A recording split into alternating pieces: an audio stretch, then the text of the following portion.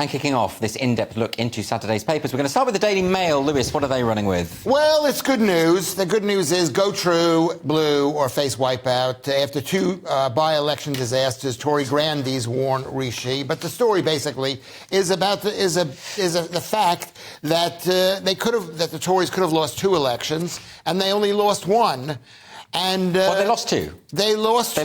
They lost two and they won one. And they won one. Yeah. So what do you think about that? I mean, so however, they retained the Uxbridge seat by a slim margin. I mean, it went down from, what was it, around 700 majority to around 400? No, 7,000 majority? 7,200 majority to a 4... That's not good, is it? No, it isn't good, but it could have been worse because down in Somerset, they lost 19,000. Yes. And up in Selby and Ainsty, they lost by 20,000. And these are huge turnarounds. So the key thing about this Daily Mail coverage is they're saying you've got to be more conservative. Go true blue. That's going to save you next time. Yeah. Nick, is it the case that Rishi's Tory party isn't really a Tory party? Yeah, of course. Everyone knows they're a socialist party. They're eco-socialist. They're a socialist party. Yeah, with a few people who are cool, like my mate Lord Frost, who's been on my podcast, and just throwing that in. He's here saying that this is bad, and, of course, he's saying they need to learn from this.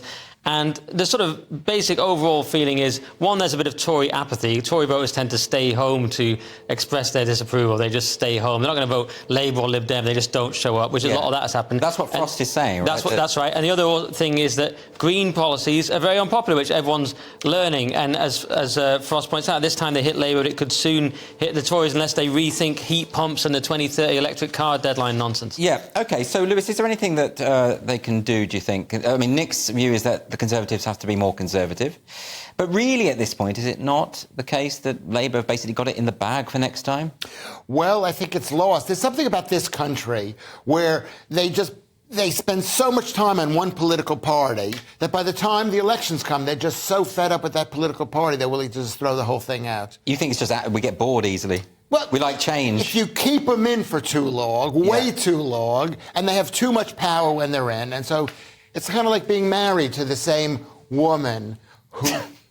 You wouldn't understand. You say they have too much power, but the funny thing is that Tory ministers can't actually get anything done because the civil service is against them. So they've been in for 13 years, but they sound like the opposition. When they talk about things, they sound like they're already opposition. But they can do something about a partisan civil service if they put their mind to it. Like, they could actually resolve that. They've been talking about sorting out the quangos for years, and they never actually do it. And now they're paying the... Or even if they don't do anything about these quangos, it appears to me, as an outsider, that they don't make a big enough stink that they're not able to get the job done. One or the other. With this in mind, let's move on to the Times, Nick. Obviously, front cover of the Times, there's the photo of Prince George, which is everywhere as well. And the main story is... again, by-election.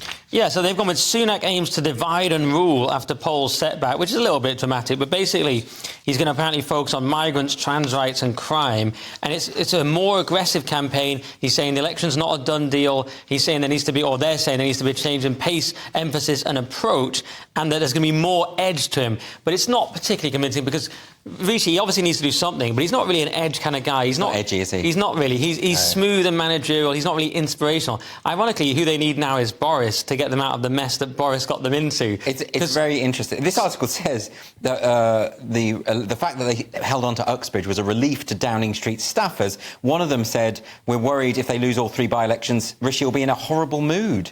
I think they've got more things to worry about, haven't they? Yeah.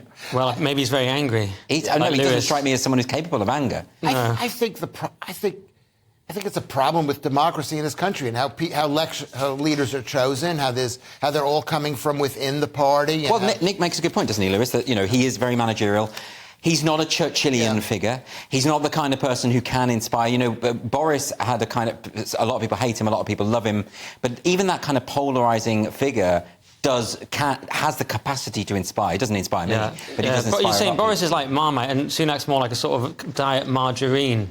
That's a very good way of putting it. It's interesting. This article also saying, focusing on migrants, Lewis. Migrants, trans rights, crime, even if they were to sort of pick up the baton on all of these things where it's been perceived that they've dropped the baton, will it make a difference?